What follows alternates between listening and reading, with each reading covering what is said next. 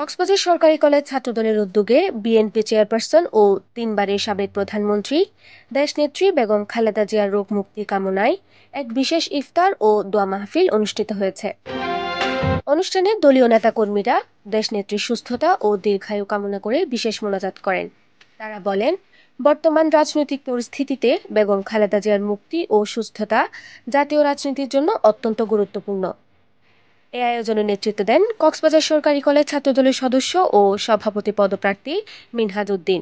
তিনি বলেন, বেগম খালেদা জিয়া শুধু বিএনপির নয়, তিনি গণতন্ত্র ও দেশের মানুষের অধিকারের প্রতীক। আমরা তার সুস্থতা কামনা করি এবং তার নেতৃত্বে গণতন্ত্র পুনরুদ্ধারের স্বপ্ন দেখি। অনুষ্ঠানে ছাত্রদল সহ সাধারণ শিক্ষার্থী উপস্থিত ছিলেন।